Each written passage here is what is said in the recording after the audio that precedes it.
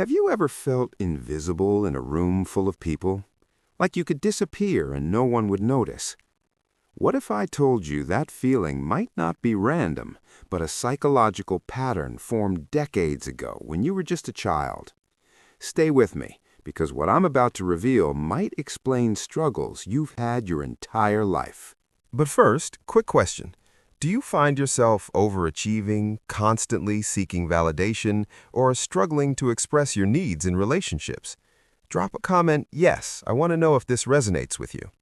Because here's the thing, millions of people are walking around with an invisible wound. No bruises, no scars, but the damage, it's real, and it's been shaping your life in ways you probably never realized. Today, we're diving deep into the psychology of the ignored child. And I need you to pay close attention because we're going to uncover three things. First, the silent psychological imprint that emotional neglect leaves on your brain. Second, the hidden patterns you're repeating in your adult life right now without even knowing it. And third, I'm going to reveal the one thing ignored children do that actually keeps them stuck in the same cycle. But here's what most people don't understand about being ignored as a child. Unlike physical abuse, emotional neglect isn't about what happened to you, it's about what didn't happen. And that makes it incredibly hard to identify. Think about it. A child who's hit knows something is wrong, but a child who's ignored, they just feel empty, unseen. And here's the psychological trap. They blame themselves. Your brain as a child couldn't comprehend that your parents were emotionally unavailable. So instead, you created a story. I'm not interesting enough. I'm not worth attention. I need to be better. This becomes your core belief, your internal operating system. And here's what happens in your brain. When emotional needs are consistently unmet during critical development years, your attachment system, the psychological blueprint for all future relationships, gets fundamentally disrupted. You learn that expressing needs is pointless, so you stop. But the need doesn't go away, it goes underground. Question for you. Have you ever felt like you're too much or not enough at the same time? Comment below, because this contradictory feeling is a hallmark of emotional neglect. Now, let's talk about how this shows up in your life right now. Ignored children develop what psychologists call compensatory behaviors. Let me break down the three most common patterns. Pattern 1, the overachiever. You become hyper-successful, thinking, if I just achieve enough, I'll finally be seen, I'll finally matter. But no amount of success fills the void because what you actually needed was to be valued for existing, not for accomplishing. Pattern 2, the invisible helper. You become obsessed with other people's needs while completely ignoring your own. You're always available for everyone else, but asking for help, that feels impossible. You've learned to be the caretaker because at least then you're needed.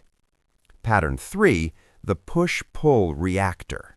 In relationships, you desperately want closeness, but the moment someone gets too close, panic. You sabotage, you create distance, because deep down, you don't trust that anyone will stay once they really see you.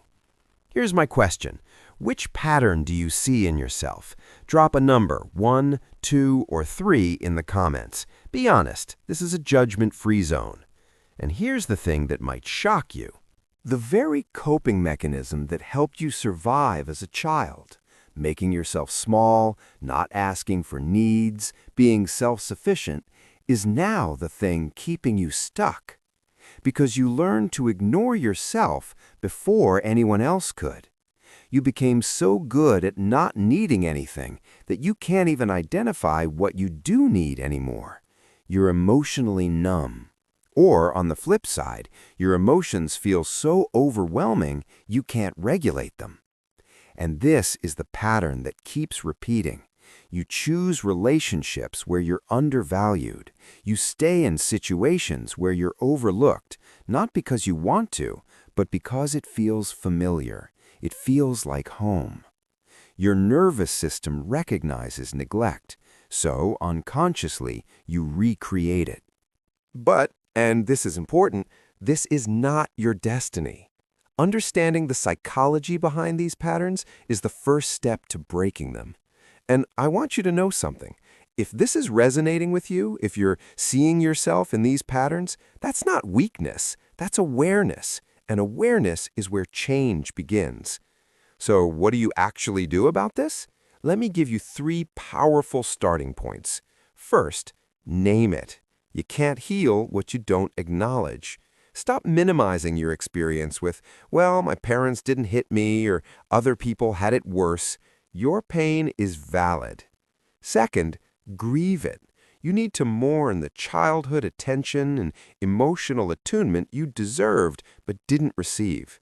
This isn't about blaming your parents, it's about honoring your unmet needs. Third, reparent yourself. Learn to identify your emotions. Practice self-compassion. Start meeting your own needs instead of waiting for someone else to notice them. If this video resonated with you, do me a favor. Hit that like button. It tells YouTube to share this with others who might need to hear it. Because somewhere out there, someone is struggling with these exact patterns and feeling completely alone in it.